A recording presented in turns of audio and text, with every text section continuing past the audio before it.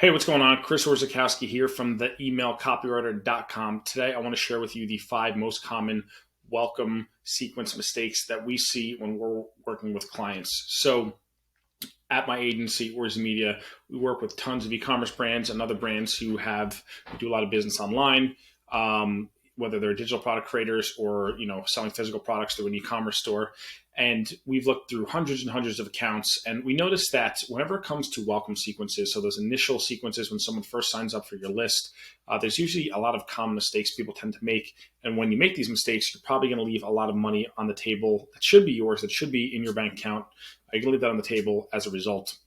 So let's walk through what this is. Just to be clear, a welcome sequence is that one sequence that people organically opt in for. Maybe you're running Facebook ads, or you're running some other kind of ads to an opt-in form, or maybe it's just from a form on your website, or maybe it's a header or a footer opt-in. Basically, someone opts into your list. They want to get updates from you. Sometimes you might be offering a lead magnet. If you're an e-commerce store, maybe you're offering free shipping in exchange for their email or 10% off or some other kind of incentive, or it might be a PDF, it might be a free training. There's a lot of different type of lead magnets you could do to get someone onto your list in the first place. But then once you get them there, what happens next? What are you supposed to do? Well, usually people have some kind of sequence. They'll usually have that immediate email that goes out confirming that you've opted in. And some people, that's all they do. Some people have a few emails after that, but mistake number one, the biggest mistake that I see time and time again is people just they're just not following up enough. So they might have that one email, they might have 2 or 3 emails in their sequence, and that's their entire welcome sequence.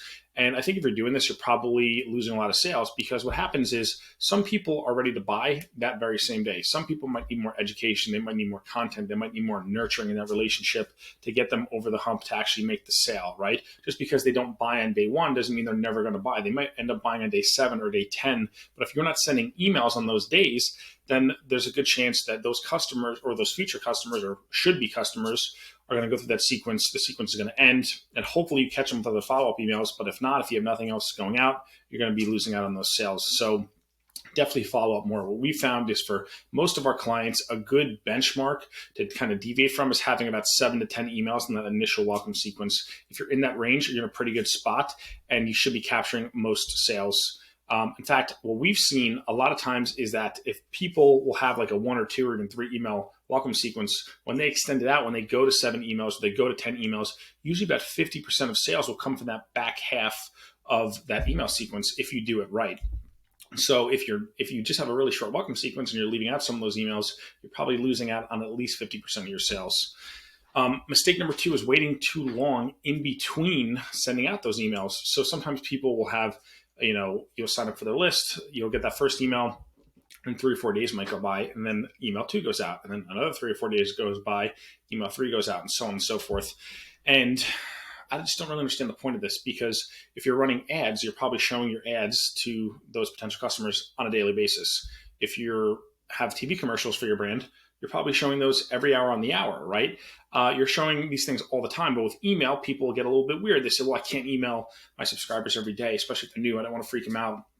That's when they're most engaged, though. That's when these people have the highest likelihood to convert, at least in the beginning, if they are in market right now. It doesn't mean that if they get through the sequence, they're not going to convert, but why not follow up with them more at the beginning of that relationship and welcome them in, right? That's your time to build that bond with those subscribers. That's your time to start strengthening that relationship that you have with them and telling them the stories about your brand and showing them around everything that you have in your store, so that you can get them into the right products or the right product categories and get them shopping, get them finding solutions to their problems that they're looking for, which is why they probably came across your site in the first place.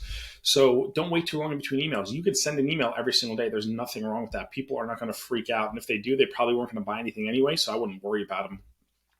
Mistake number 3 is leaving out your story.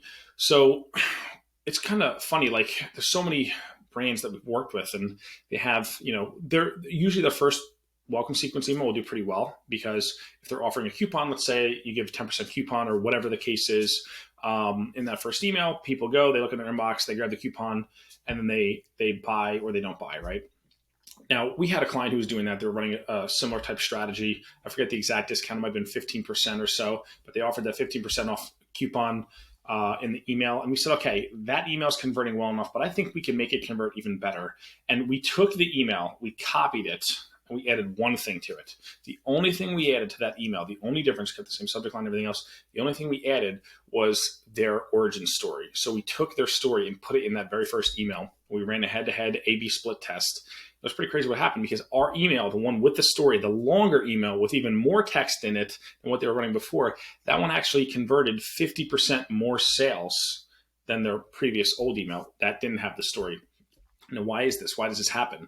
Well, people want to know the people that they're buying from, right? They kind of want that human connection. No one wants to just send their money through the internet to some stranger who they don't know if it's even like a real person. It's just this nameless, faceless brand where, like, are there even real humans there, right? People like when you can kind of humanize your brand. They get to know you. They feel like they know you. They feel more comfortable. There's more know, like, and trust built. And your origin story, especially in that first or even second email, is huge. And it's, for us at least, it's shown to, increase sales by a large percentage, enough where it's worth it to continue to do it. So we've rolled this out with a lot of clients, and we've beaten a lot of clients' controls just by adding in stories and things like that. So that's something that if you're not doing, you're definitely leaving money on the table. Mistake number four is not making an offer. So sometimes people will do this. They'll have that welcome sequence and they'll just say, hey, shop now, right? And that's cool. That's fine. I mean, you will get clicks. You'll probably generate some sales. But that's kind of like if you walk into a store and, a person greets you and says, hey, okay, see the showroom?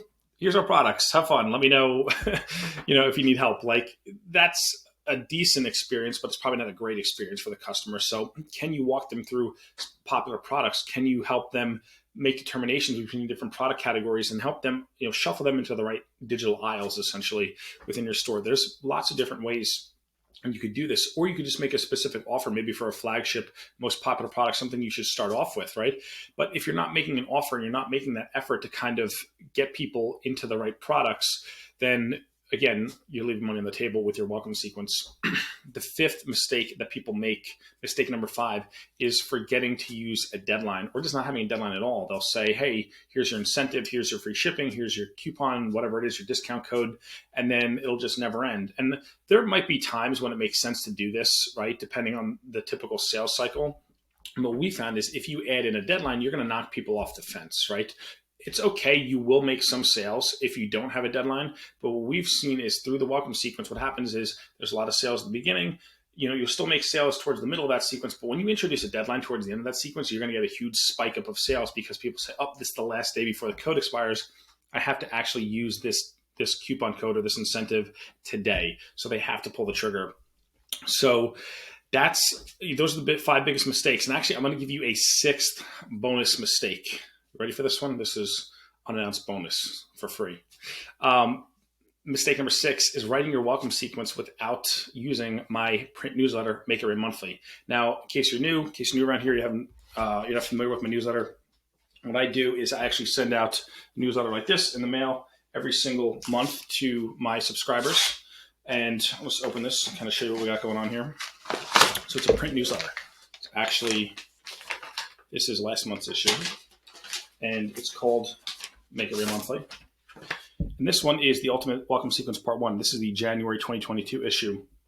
Now, what's cool about this is actually, 42 pages. Inside these 42 pages are actual emails that we've ran for our clients that have helped them increase their sales in their welcome sequence. There's formulas, there's frameworks, there's breakdowns, there's strategies that you could use inside the pages of this newsletter that I send out every single month, and every single issue is different. Last month, we started to cover welcome sequences. This month, in the February 2022 issue, we're going to finish the second half of the welcome sequence training, and you can pick it up. And I guarantee you that when you get your hands on this issue, it's going to help you increase your conversions in your welcome sequence. You're going to have ideas for emails. You're going to have strategies that you could use that you can kind of model and adapt and tweak for your own brand and your own voice. Or if you're a copywriter and you're working with clients, it's going to give you ideas for emails that you could write and styles of emails and a lot of different strategies that you could use. So if you're not a subscriber already, make sure you're subscribed to Make It Rain Monthly. This one's all about welcome sequences. Once it goes out in the mail, it's kind of gone forever. So if you want to get it, make sure you subscribe. Just get on my list. I'm sending emails about it. I'll probably send emails about it just about every single day. So go to theemailcopywriter.com, get on my list and you'll hear about it. Also, if you haven't already done so, make sure if you like this video, hit the like button, subscribe, make sure you get updates. I'm posting these videos every single week. If you have any comments, if you have any questions about welcome sequences or really anything about email marketing, I'm always looking for new ideas for topics of the stuff that you want me to cover. So you can drop a comment below, shoot me an email, get on my list, and that's what I got for you. So hope you have an awesome day. Go rework your welcome sequence, kick some ass, and we'll talk soon.